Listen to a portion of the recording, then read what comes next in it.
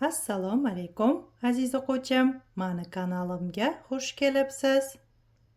Tikmoqchi bo'lgan dvoykamni andozasini modellashtirib tayyorlab oldim. Endi bu andozalarni bemalol matoga qo'yib dvoykani bichib olsam bo'ladi. Andozamni chok haqi ichida tayyor narsa qanaqa bo'lsa xuddi shunaqa qilib kesib olaman. Birinchi 3,5 metr lion matoga yaxshilab dazmol bosib olaman.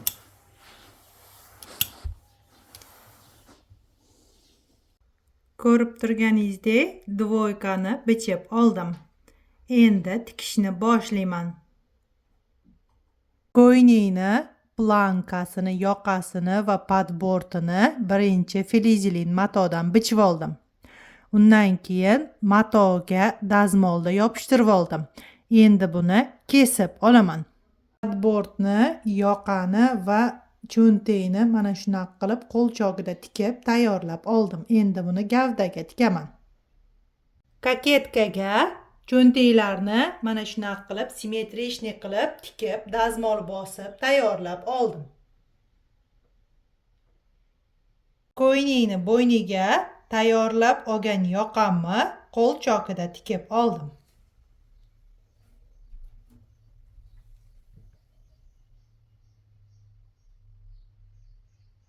Oldi va orqani yelkalarini bir-biriga qo'shib tikib oldim.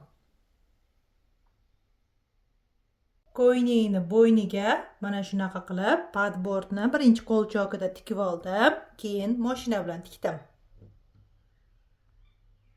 Tikib olgan padbortimni ichiga ag'darib qo'l chokida tikib oldim, keyin dazmol bosib oldim.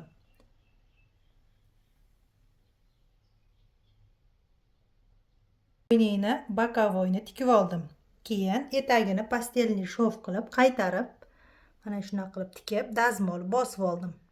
Oldilariga tugmalarni qadab tayyor qilib olganimdan keyin endi yengiga plankani tikaman. Ko'ynakni yengiga planka tikib dazmol bosib tayyor qilib oldim. Aziz o'quvchim, mana chevarchilik sirlari kitobim bilan chok haqqi ichida bo'lgan tayyor andozalarim sotiladi.